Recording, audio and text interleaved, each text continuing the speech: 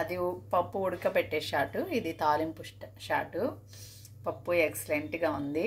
Try చేయండి, కంపల్సరీగా try చేయండి. కొంచెం ఎక్కువ టమాటా వేసుకుని ట్రై చేయండి. వేగిన పప్పు కదా, చాలా బాగుండిద్ది. ఎంత టేస్టీగా ఉంటుందంటే అస్సలు ఇంకా నేను వర్ణించలేను, అంత బాగుంది. తింటే మళ్ళీ మళ్ళీ ఇదే తినాలనిపించింది. ఎక్కువ ఏమో యాడ్ చేయను నేను తాలింపుకి. ఆవాలు, జీలకర్ర, జీలకర్ర వేసేసాను కదా, ఆవాలు. ఇంకా నెక్స్ట్ కొంచెం అంటే కొంచెం ఉల్లిపాయ, చిన్న ఉల్లిపాయ ఇది వేస్తే చాలా మంచి ఫ్లేవర్ వచ్చింది. ఒకటి పచ్చిమిర్చి, ఎండుమిర్చి అంటే ముందే వేసుకోవచ్చు, కానీ బాగా వేగితే నాకు నచ్చదు. ఇలా కొంచెం దోరగా వేగితే నాకు చాలా ఇష్టం.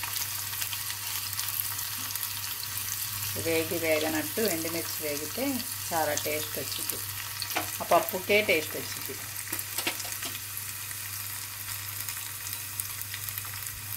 ఇది తాలింపు చూడండి, ఖచ్చితంగా చేయండి. చేయకుండా మట్టుకు అస్సలు ఉండొద్దు, చాలా బాగుండిద్ది.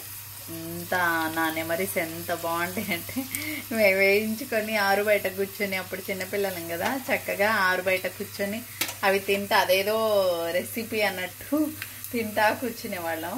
అంత బాగుండిద్ది నాకు ఆ పప్పు అంటే. ఇప్పుడు కొత్తిమీర,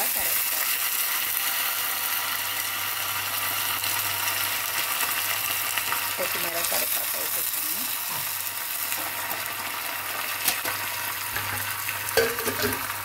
చూసారా ఇలా వేగింది కదా. ఇంకొంచెం మాడినా పర్వాలేదు, చాలా బాగుండిద్ది. పప్పులు వేసుకుంటారు చాలామంది, నేనైతే పప్పులు ఏమి వేయను, ఎందుకంటే అవి నానిపోయి బాగోవు, నాకు నచ్చవు అలా. నేను ఇదే తాలింపుకి వేస్తాను. ఈ పప్పు కొంచెం పొయ్యి మీద పెట్టేసి ఈ తాలింపు ఇందులో వేసేద్దాం. ఇందులో వేసేసి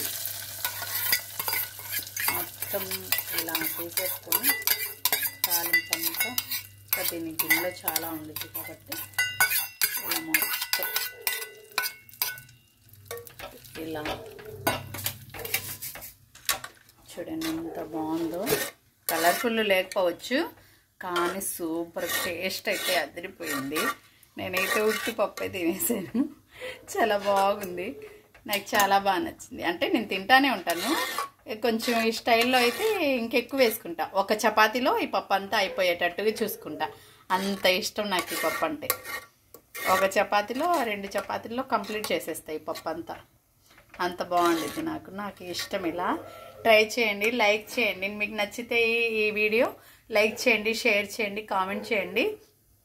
కొత్తగా చూస్తుంటే నా ఛానల్ని సబ్స్క్రైబ్ చేసుకోండి. మంచి మంచి వీడియోలతో మళ్ళీ మీ ముందుకు వస్తాను. Bye friends, bye.